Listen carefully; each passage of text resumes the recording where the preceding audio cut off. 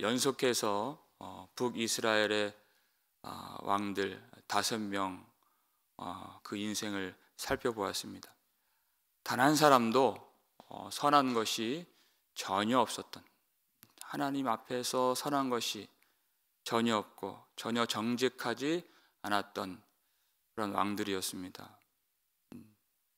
금송아지 죄에서 조금도 벗어나지 않았던 그 왕들, 그리고 그 나라가 어떻게 되었습니까? 아수르가 찾아와서 많은 성읍들을 점령하고, 그리고 많은 사람들을 죽이고, 그리고 포로로 끌고 가는, 이 나라가 신속하게 파멸되는 것을 우리가 확인할 수 있는 것입니다. 하나님이 없는 권력은 무너질 수밖에 없고, 하나님이 없는 나라는 쇠망할 수밖에 없다 하는 것입니다. 하나님이 이전부터 이 백성들에게 율법을 주실 때 그와 같은 말씀을 아주 많이 주셨습니다. 특별히 신명기 28장 20절 말씀을 보시면 읽겠습니다. 내가 악을 행하여 그를 잊음으로 내 손으로 하는 모든 일에 여호와께서 저주와 혼란과 책망을 내리사 망하며 속히 파멸하게 하실 것이며. 아멘. 네.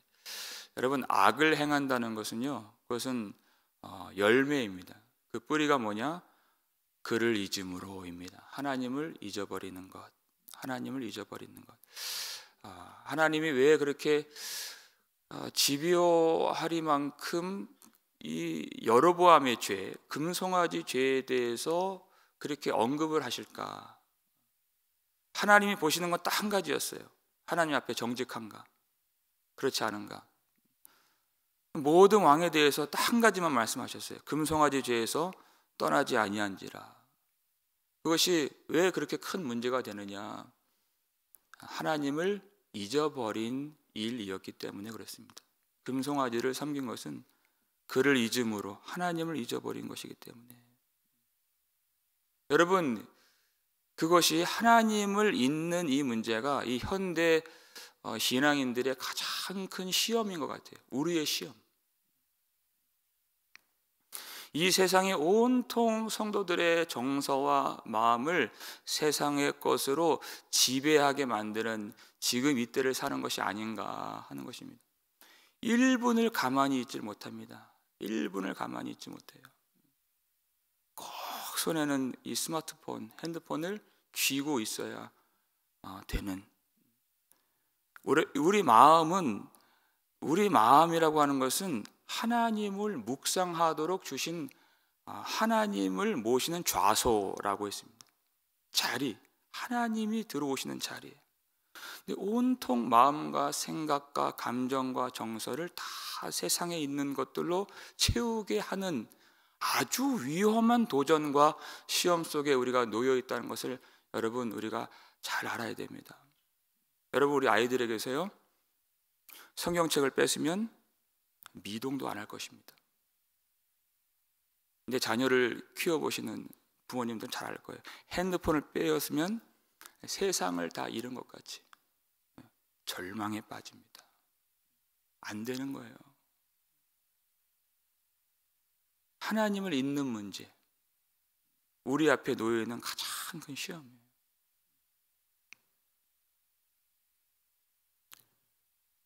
유다는 어떠한가 하는 것입니다. 유다는 어떠한가?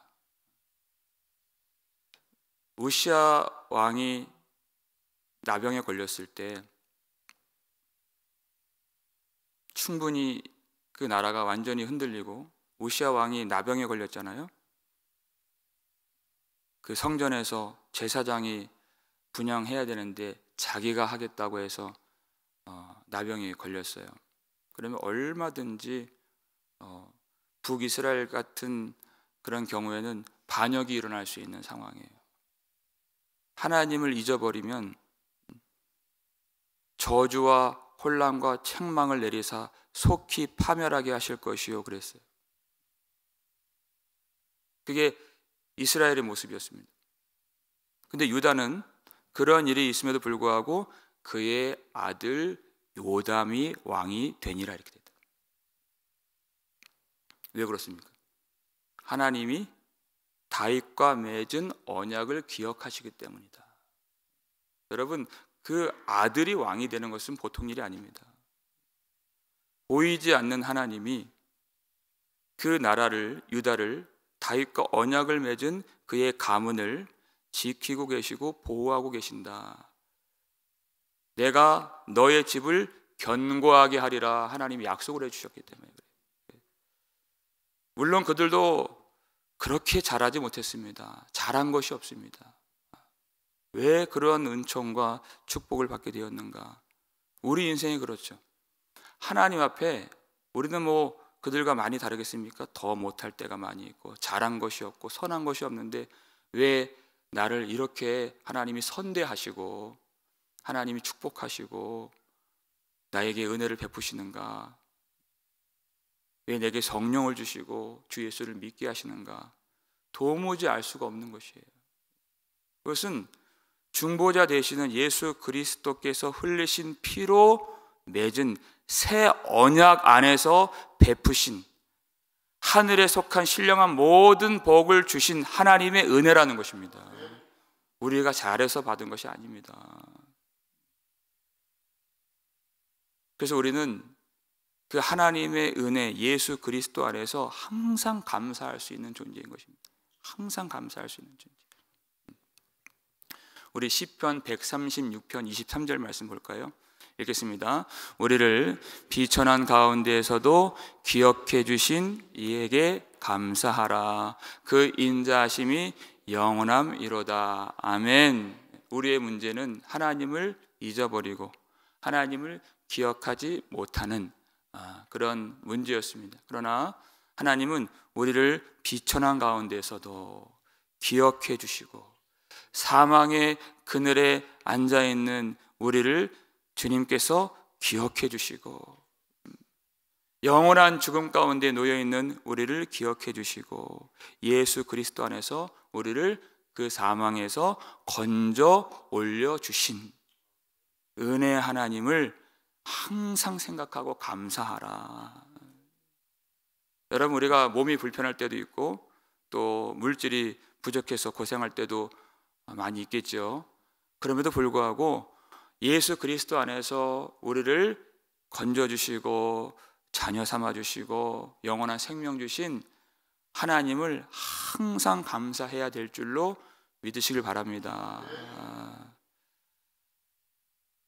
하나님이 이렇게 우리를 사랑하신다는 것이에요. 요담도 하나님의 은혜를 알고 하나님께 충성하고 또 하나님을 잘 섬기려고 했던 정직한 왕이었다 그랬어요. 오랜만에 정직한 왕이 등장해요. 하나님을 사랑하는 왕이다, 그 뜻입니다. 하나님의 은혜를 아는 왕이다. 근데 여지없이 그의 과오가, 그의 잘못이 여기에 또 기록이 되죠. 우리 35절 말씀인데요, 35절 함께 읽겠습니다. 오직 산당을 제거하지 아니하였으므로 백성이 여전히 그 산당에서 제사를 드리며 분향하였더라. 요담이 여호와의 성전의 윗문을 건축하니라. 아멘. 그가 하나님을 사랑하는 왕인데 한 가지 과오가 여기 기록되어 있습니다. 그가 오직 산당을 제거하지 아니하였으므로, 왕이 산당을 제거하지 않아서 온 백성들이 산당에 가서 제사를 드린다, 분향을 드린다 이렇게 되어 있는 것입니다. 여러분, 이것이 너무나도 소름 끼치도록 우리의 중심과 우리의 마음에 폐부를 찌르시는 하나님의 말씀이 아닐 수가 없는 것입니다. 하나님을 사랑하는 사람에게도 그늘이 있다. 우리가 하나님 앞에서 어떻게 그런 반응을 해야 되겠는가 하는 것이에요. 여러분, 신앙인들 중에도 회개에 대해서 잘 이해를 못하고 또 회개에 대해서 불편한 그런 마음을 갖는 분들을 종종 보게 됩니다. 왜 자꾸 죄를 보게 하느냐라는 거예요. 그 자칫 맞는 것 같고 또 그게 복음처럼 들리는 굉장히 위험한 말입니다. 왜 자꾸 죄를 보게 하느냐? 여러분, 성경을 보십시오. 성경을 보세요. 창세기부터 요한계시록까지 성령의 감동으로 하나님이 써주신 이 성경이 한 장도 빈틈없이 우리의 죄에 대하여 기록을 해 놓았습니다. 하나님의 말씀이에요. 하나님의 말씀이에요. 죄가 드러나야 하나님의 은혜가 무엇인지 다 드러나기 때문이에요. 우리의 구원은요, 여러분, 우리가 여기서 기도한다고 구원받은 게 아닙니다. 우리가 여기서 예배에 참석했다고 구원받은 게 아니에요. 우리의 구원은 이미 만세 전부터 하나님의 택정을 받았기 때문에 거기에서 구원이 이루어진 것이에요. 그럼 어떻게 구원을 받은지 아냐는 거예요. 무엇이 은혜인지 아냐는 거예요. 여기서 우리가 이 말씀을 통하여 하나님의 성령으로 주시는 그 말씀을 깨달을 때, 우리 죄가 무엇인지를 깨달을 때 하나님이 만세 전부터 그리스도 안에서 우리를 구원해 주신 그 놀라운 은혜가 무엇인지를 알 수 있게 되는 것입니다. 복음이 무엇인지 전혀 몰라요. 성령이 오시면요, 그래서 죄를 책망하신다 그랬어요. 성령이 오시면. 이스라엘 백성들은 자기가, 다른 이방인들은 다 외인들이고 짐승 같은 그런 존재들인데 자기들은 하나님을 잘 알고 하나님을 잘 섬기는 그러한 민족이라고 하는 자부심으로 가득 차 있었어요. 근데 오순절에 성령이 임했잖아요. 베드로가 뭐라고 설교를 했습니까? 너희가 죽인 예수를 하나님이 주와 그리스도가 되게 하셨느니라 그랬어요. 너희가 죽인 예수, 그분이 바로 하나님의 아들이시다. 하나님의 아들, 죄가 없어 의로워서 다시 살리신 하나님의 아들이시다. 그거를 성령으로 깨달았어요. 그 전에는 하나님을 잘 안다, 우리처럼 잘 섬기는 자들이 없지 하는 그 교만한 마음, 그 자부심이 가득 찼어요. 성령으로 말씀을 깨달으니까 여러분, 베드로가 여러분 가슴을 쳐야 됩니다, 우리가 회개해야 됩니다, 울어야 됩니다, 그런 식으로 하지 않았어요. 이 말씀을 들었을 때에는요, 누가 그렇게 가슴 치라고 촉구하지 않았어요. 그 말씀을 성령으로 깨달으니까 그렇게 하지 않을 수가 없는 것입니다. 형제들아 우리가 어찌할꼬 하면서 마음을 찢을 수밖에 없는, 그것이 성령의 역사예요. 여러분, 회개는 성령의 역사로 되는 것이에요. 부흥은 성령의 역사로 되는 것이지 어떤 작용으로 되는 것이 아니다. 사람이 억지로 만들어서 되는 것이 아니다. 성경이 이렇게 우리 죄에 대해서 책망하시고 또 지적하시고 또 고발하시고 깨닫게 하시는데 왜 자꾸 죄를 보게 합니까? 여러분, 그렇게 말할 수 있나요? 성경을 단 한 번이라도 읽어봤다면 그렇게 말할 수 있어요? 그렇게 말할 수 없는 것이. 하나님을 사랑하는 사람인데 요담이 산당을 제거하지 않았다, 온전치 않았다, 얼마나 회개가 필요하냐라는 뜻이에요. 여러분, 산당은 하나님이 미워하시는 것이었습니다. 산당을 제거할 수 있는데 제거하지 않으니까 온 백성들이 다 가서 거기서 분향을 드려요. 아니, 그러니까 예배를 드린다면서 제거하라 하는 것은 제거하지 않고 이제는 솔로몬이 지금 성전에서 예배를 드리라 그랬는데 그렇게 하지 않고 자기 마음대로 자기 편의대로 뿔뿔이 그 산에 있는 산당에서 제사를 드리고 분향을 드린다 하니, 예배를 드린다 하니 자기는 예배를 드린다 하는 마음을 가져가요. 근데 하나님 볼 때는 그 예배가 하나님 기뻐 받으시는 예배가 될 수 있겠습니까? 아니, 말씀을 어기는데 어떻게 그 예배가 하나님의 기쁨이 돼요? 없애라고 하는 것을 없애지 않는데 어떻게 그걸 기쁨이 돼요? 하나님이 그 예배를 받으실 수가 없는 거예요. 산당에서 하나님을 예배한다고 하지만 산당은 원래 우상을 섬기는 곳입니다. 우상이 여전히 있어요. 거기서 예배를 드리겠다고 하는 거예요. 그러니까 언제든지 우리는 안목의 정욕이 있잖아요. 언제든지 그것을 보고 이 형상을 보고 신상을 보고 이게 진짜인가 하고 넘어갈 수 있는, 아니 그렇게 신실했던 왕들이 다 우상으로 넘어갔잖아요. 그걸 보고 안 넘어갑니까? 그러니까 산당에 가지 말라, 산당을 제거하라는 것이에요. 그렇게 위험한 것입니다. 내가 여기서 예배를 드렸습니다, 나는 할 바 다 했습니다, 할 수가 없는 거예요. 아니, 요담이 아예 패역한 왕이 아니잖아요. 하나님을 사랑하고 그리고 성전의 윗문을 건축해요, 그가. 근데 이것이 얼마나 앞뒤가 안 맞는 말인지.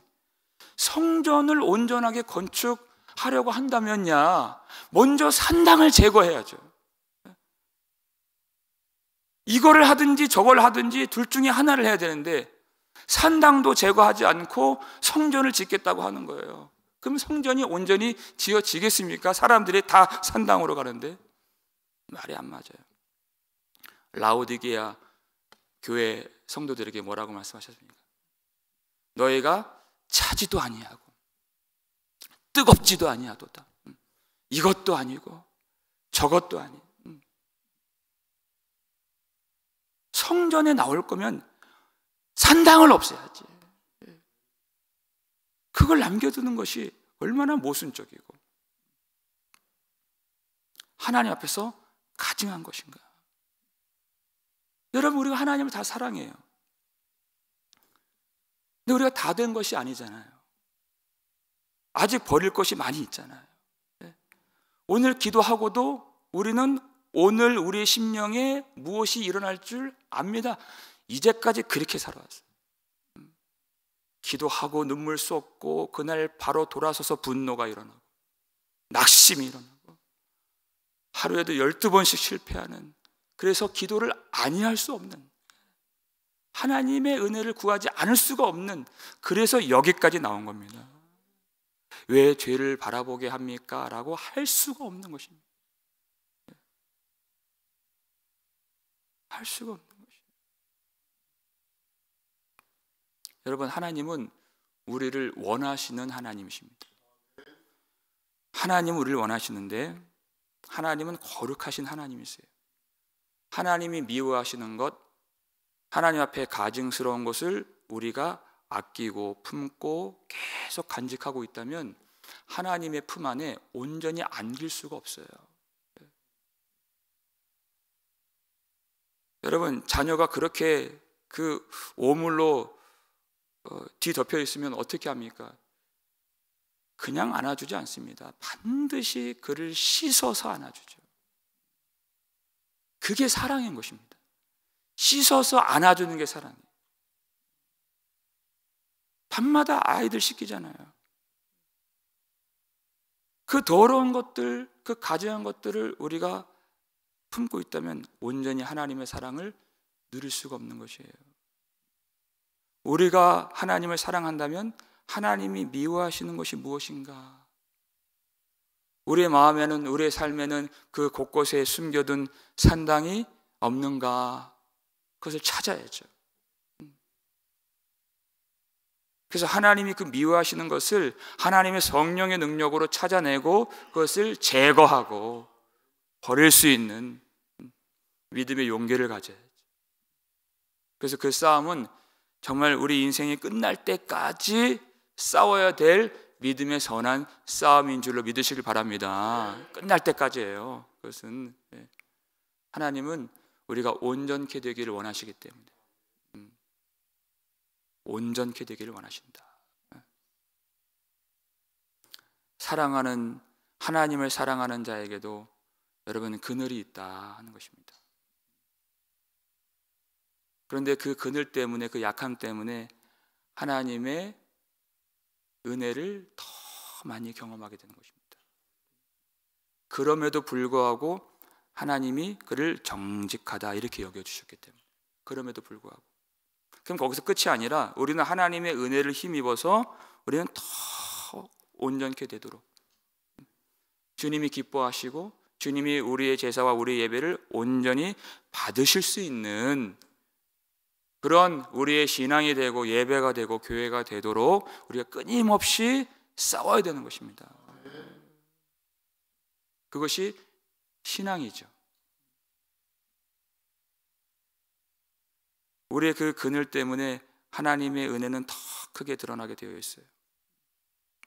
그 하나님의 사랑, 우리가 이렇게 부족하고 또 많이 실패하고 또 아직은 다 되지 아니했어도 하나님이 의롭다고 칭해 주시는 그 사랑을 알면요, 회개하라는 이 하나님의 명령과 촉구, 여러분 이 말씀이요, 그 어떤 것보다도 부드럽고 사랑스러운 하나님의 음성이 따로 없구나, 이만큼 하나님이 우리를 사랑하신다는 말씀이 없구나, 그것을 깨닫게 되는 것입니다. 로마서 5장 20절 보니까 죄가 더한 곳에 은혜가 넘쳤나니 이렇게 되어 있어요. 왜 우리가 죄를 깨달아야 되는가? 우리의 구원은 거기서 다 이미 이루어진 거예요. 우리가 죄를 발견할수록, 깨달을수록, 자복할수록 하나님의 은혜가 얼마나 큰지, 넘치는지 우리가 더욱 경험할 수 있기 때문에 하나님은 우리의 아버지가 되십니다. 자녀의 특권이 뭡니까? 자녀들은 아버지 앞에 자기의 죄를 자복할 수 있다, 이것이 특권이에요. 그럼에도 불구하고 아버지와 그 자녀의 관계가 조금도 흔들리지 않는다. 아버지는 그 자녀를 버리지 않고 오히려 불쌍히 여기고 도와주는 아버지인 것입니다. 예수 그리스도 안에서 우리를 얼마나 사랑하시는지, 그 어떤 권세도 우리를 우리 주 그리스도 예수 안에 있는 하나님의 사랑에서 끊을 수 없으리라. 우리의 실패, 우리의 약함, 우리의 그늘, 우리의 범죄한 것, 그것으로 말미암아 하나님의 사랑이 얼마나 큰지를 더 알게 하시고 누리게 하시고 그리고 하나님께로 돌아오게 하시는 하나님의 사랑을 온전히 알아서 자녀된 권세를 누리며 죄를 깨닫고 자복하고 회개하여 우리를 사랑하시는 하나님을 더욱 사랑하고 더 의지하고 그 사랑을 누릴 수 있는 복된 날 되시기를 주님의 이름으로 축원합니다.